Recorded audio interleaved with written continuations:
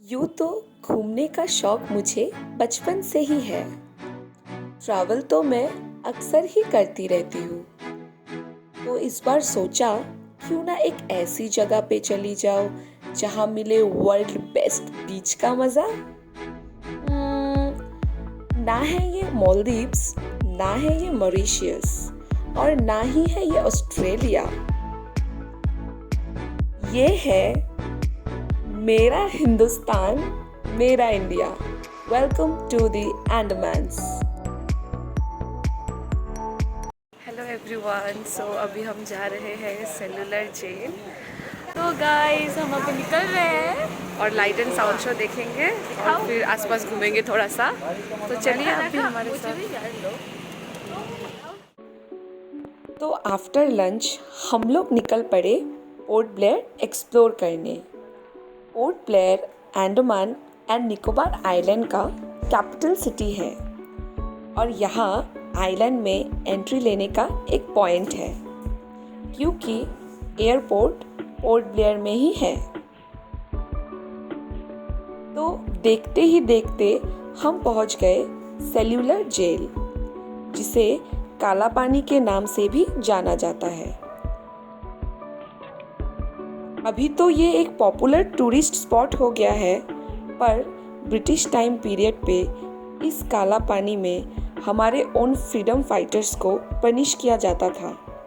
इस cellular jail का construction start हुआ था 1896 में एंड कंप्लीट हुआ था 1906 में।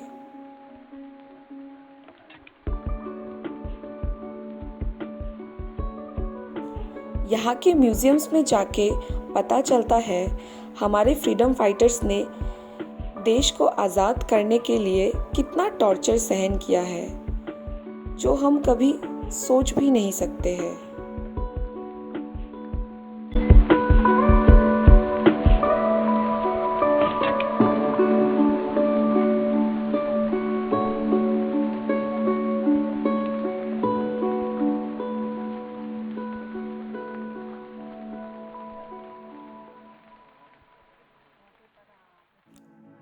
तो सेल्यूलर जेल देखने के बाद हम लोग अभी सेल्यूलर जेल के एकदम टॉप मोस्ट फ्लोर पे आ गए हैं और यहाँ का व्यू मैं आपको क्या ही बताऊं, आप खुद ही देख लो।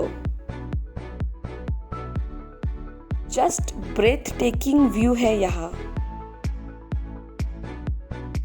और यहाँ से नॉर्थ बे आइलैंड और रॉस आइलैंड भी दिखता है, जो मैं आपको कल लेके जाऊंगी।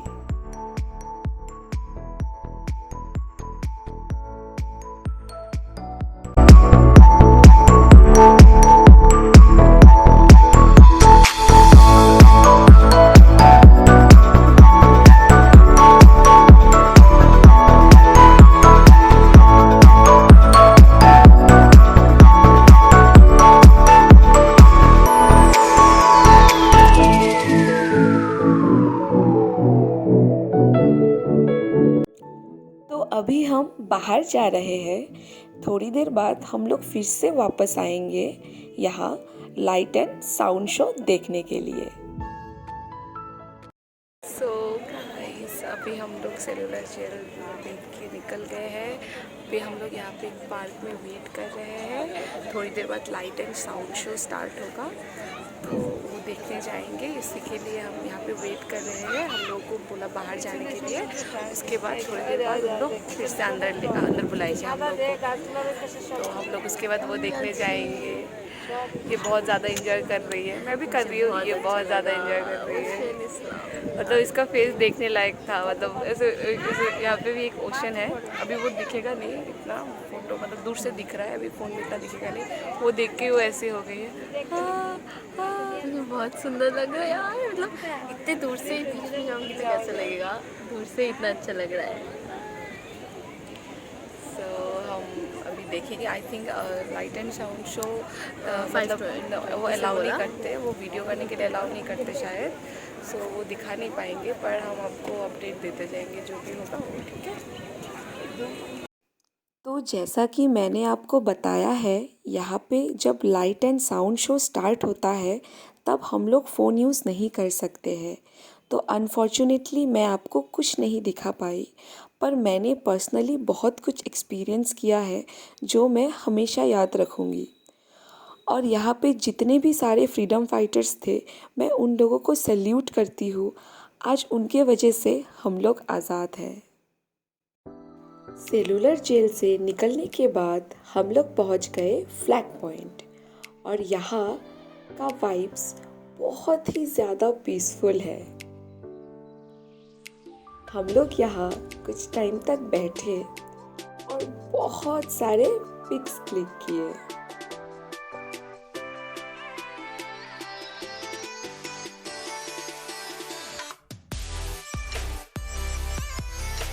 और उसके बाद हम लोग गए रामकृष्ण मिशन।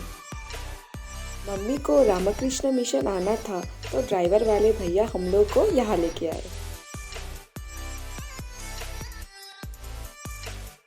और इसी तरह आज हम लोगों ने बहुत ज़्यादा एंजॉय किया और आज का दिन पोर्ट ब्लेयर एक्सप्लोर किया। तो मैं आप लोगों से कल मिलती हूँ सुबह। कल हम लोग जाएंगे नॉर्थ बे आइलैंड और Ross Island. Hello everyone, hey guys, welcome back to my channel. So आज है डे 2 इन पोर्ट ब्लेयर। आज हम जा रहे हैं रॉस आइलैंड और नॉर्थ बे आइलैंड। हम रेडी हो चुके हैं। This is our outfit. हम लोग दिखाएंगे बाद में वहाँ पे। सो आप भी चलिए हमारे साथ, ठीक है। पोर्ट ब्लेयर में आज दूसरा दिन है हम लोग का और हम लोग निकल पड़े आज रॉस आइलैंड घूमने। तो जैसे ही हम लोग होटल से निकले वैसे ही बारिश स्टार्ट हो गया और हम लोग पूरी तरीके से भीग चुके हैं। पर क्या करें, घूमना तो है ही, चाहे बारिश हो या धूप।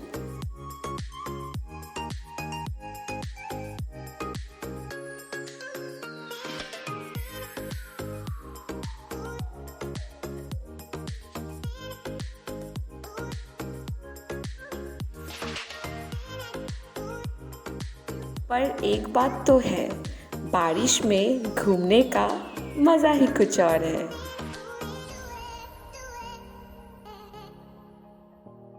तो चलो मेरे साथ रॉस आइलैंड एक्सप्लोर करते हैं। रॉस आइलैंड को अभी नेताजी सुभाष चंद्र बोस आइलैंड बोला जाता है और ये आइलैंड पहले अंडमान की कैपिटल हुआ करता था। ये आइलैंड कैप्चर किया गया था 3 साल के लिए सेकेंड वर्ल्ड वॉर में जापानीज द्वारा। जापानीज जो ट्रूप्स थे, सोल्जर्स थे, उन्होंने इस आइलैंड को कैप्चर कर लिया था 1942 से 1945 तक। तो बेसिकली 3 साल ये जापान के अंडर था। फिर बाद में वर्ल्ड वॉर ख़त्म होने के बाद ये इंडिपेंडेंट इंडिया के अंडर आ गया था। एंड मोस्ट इम्पॉर्टेंट थिंग, जब 2004 में सुनामी आया था उससे पहले ये आइलैंड 200 एकड़ का हुआ करता था, पर सुनामी के बाद ये आइलैंड 70 एकड़ का हो गया।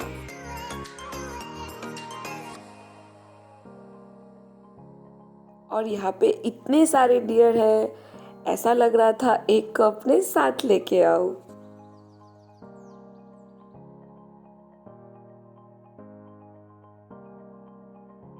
तो देखते ही देखते और भीगते ही भीगते हमने एक्सप्लोर कर लिया रॉस आइलैंड। तो अब हम निकल गए रॉस आइलैंड से नॉर्थ बे आइलैंड की तरफ।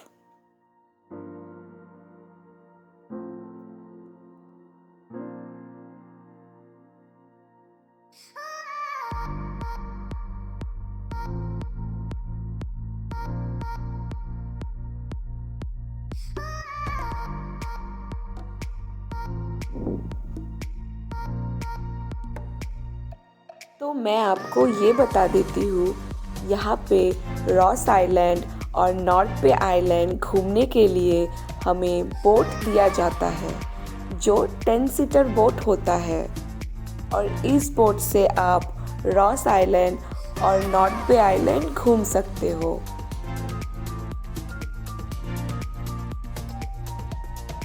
तो हम व्यू का मज़ा लेते लेते और रॉस आइलैंड को बाय बोलते बोलते हम लोग पहुंच गए नॉर्थ बे आइलैंड। तो basically north Bay island famous है वाटर एक्टिविटीज़ के लिए और आज यहाँ इतना बारिश हो रहा है कि मैं वाटर एक्टिविटीज़ नहीं कर पाई। तो यहाँ पे कुछ टाइम बैठने के बाद हमें दिख गया नारियल पानी वाले भैया। बीच एरिया में आई हूँ और नारियल पानी नहीं पीऊंगी, ऐसा कभी हो सकता है भला?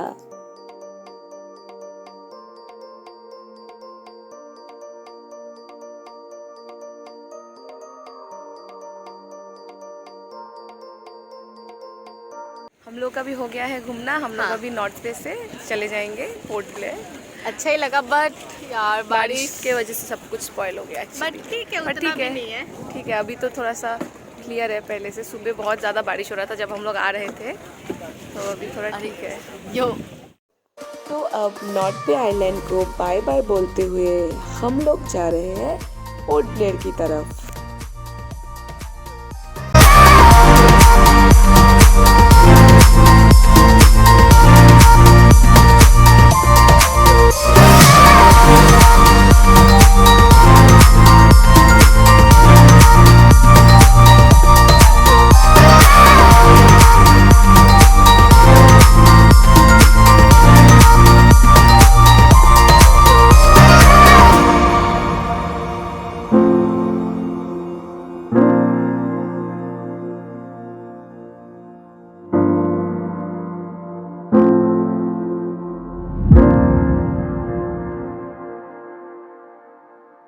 तो पोर्ट ब्लेयर पहुँचते पहुँचते शाम हो गया है, तो हमने सोचा क्यों ना इस शाम को और भी खूबसूरत बनाया जाए चाय और कॉफ़ी के साथ।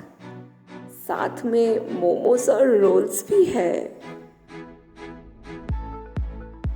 और अभी हम जा रहे हैं अपने होटल और आज हम लोग पोर्ट ब्लेयर में ही स्टे करेंगे और कल सुबह सुबह हम लोग निकल जाएंगे हैवलॉक आइलैंड।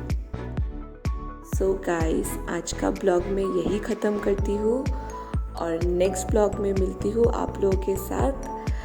अगर आपको ये ब्लॉग अच्छा लगे तो लाइक, कमेंट और शेयर भी कर देना और नेक्स्ट ब्लॉग देखना मत भूलना, क्योंकि नेक्स्ट ब्लॉग बहुत अच्छा होने वाला है। क्योंकि हम लोग जा रहे हैं हैवलॉक और उसके बाद हम लोग जाएंगे नील। सो प्लीज़ आप लोग मिस मत करना और मुझे ऐसे ही प्यार देते रहना। बाय।